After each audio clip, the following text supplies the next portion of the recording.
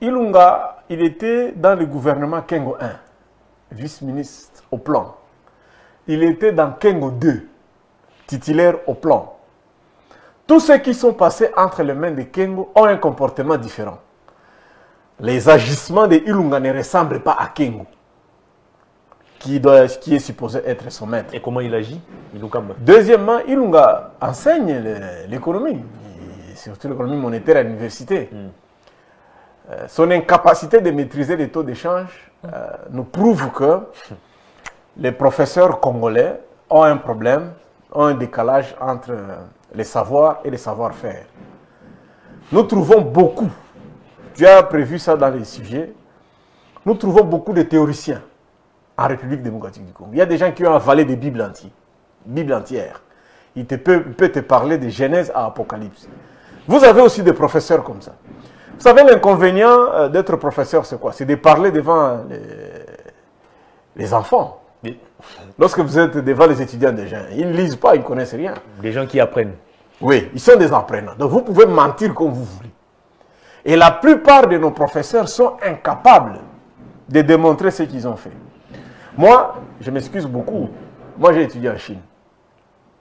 En Chine, c'est plus de temps sur le terrain que la théorie. Vous apprenez la théorie que de 17h à 18h, donc après avoir mangé. La théorie, ça s'enseigne le col à l'isolo. Mais vous êtes en pratique. Si tu veux devenir ingénieur à pont et chaussée, tu commences du matin jusqu'à 17h sur le terrain, là où on construit les ponts et chaussées. Nos professeurs devraient avoir honte. Ah bon?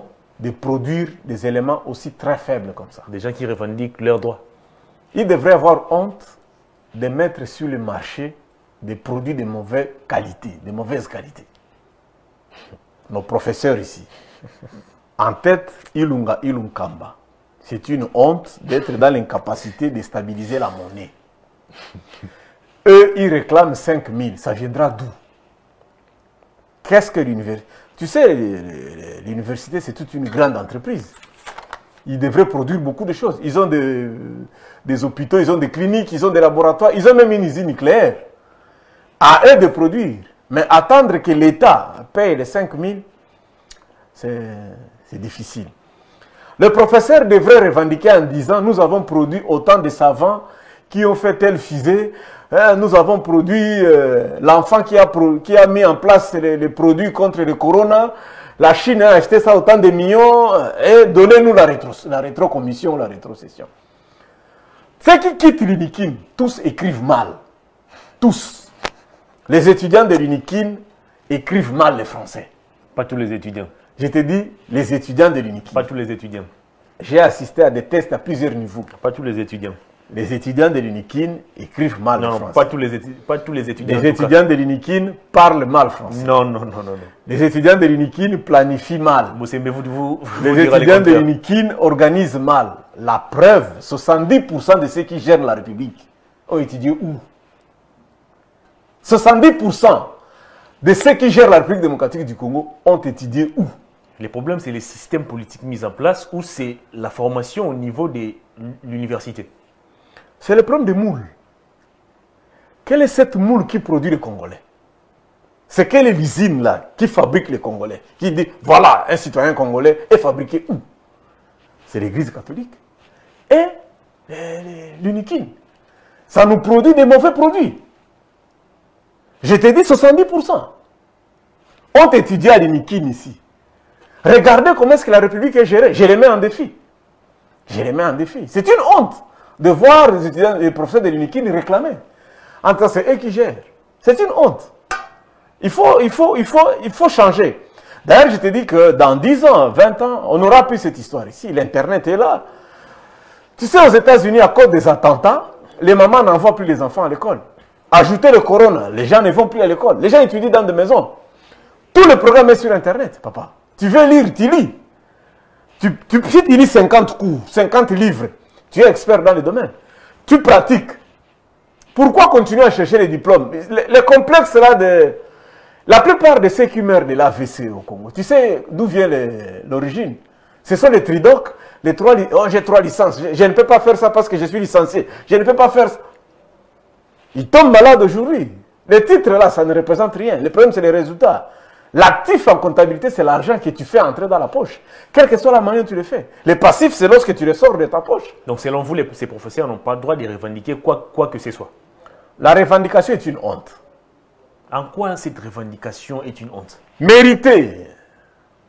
Il faut aller vers la méritocratie. Il faut aller vers la production. Ils ne méritent pas 5 000 $ de Ils ont produit quoi? Ils ont produit des universitaires. Qui ont fait quoi sur le terrain? Qui gèrent les pays.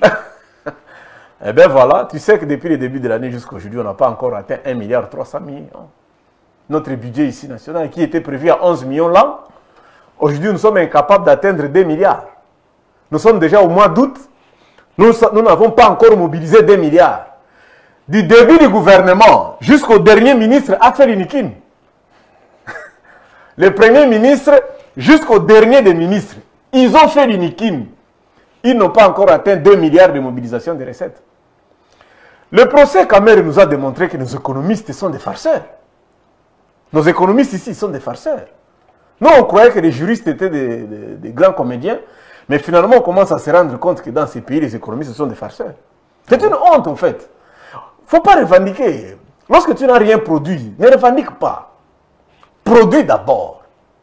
Produis d'abord. Quand Dieu s'adressait pour la dernière fois comme ça à Adam, ils produisent des ouvrages, ils produisent des syllabus chaque année. Ce n'est pas suffisant. Mais qu'ils vendent ça et qu'ils mangent. Parce que la consultation à la clinique universitaire, c'est plus cher que partout. C'est une unité de production. Qu'ils vendent ça. Ils ont morcelé toutes les parcelles de l'Unikin, tous ces fameux recteurs. C'est géré par l'État. L'État, c'est qui? L'État, c'est toi et moi, non? L'Unikin contribue au budget de l'État?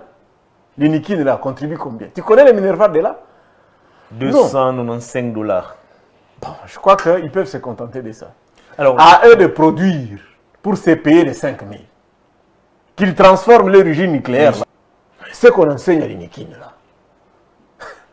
À l'issue de votre enseignement à l'Unikin, vous devenez quoi? Au Congo, un enfant qui a un diplôme d'état en maths physique peut faire quoi? Vous chauffez la culotte d'un enfant pendant 15 ans, donc primaire plus maternelle, 15 ans, il sort avec un diplôme en maths physique. Il peut faire quoi en République démocratique du Congo? Un diplôme en maths physique, tu fais quoi avec? Un diplôme en latin philo. Il fait quoi? C'est à peine qu'il peut même écrire notre père. D'où il faut plutôt réformer notre système éducatif dans son ensemble. Donc ceux qui sont là, ils ne savent pas qu'il faut faire un enseignement par objectif. Ils ne savent pas ça, que nous devons manger. Bukangalonze est bloqué ici. Tous les agronomes sont à Kinshasa. Toi, tu as déjà vu les agronomes se battre pour aller travailler à Bukangalonze. Tout le monde veut être en cravate. L'enseignement par objectif. Nous avons le bois. Aujourd'hui, nous avons le Sogaz ici. Quelle est la faculté qui enseigne ça?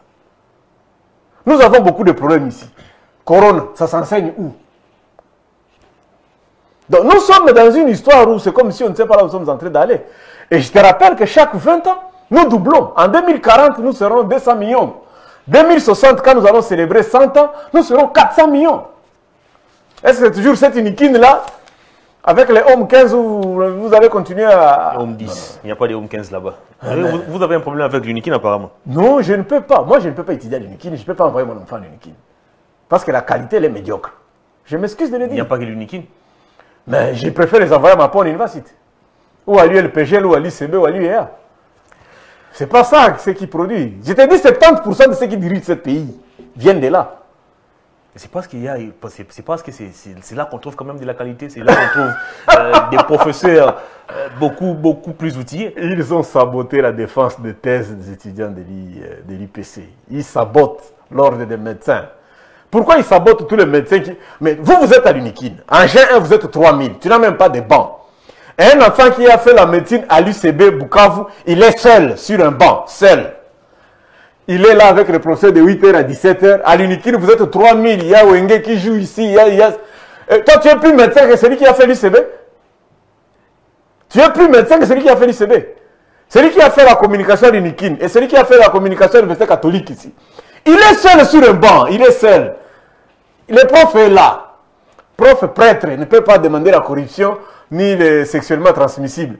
Mais à l'Unikin, là, vous sortez et vous êtes fiers.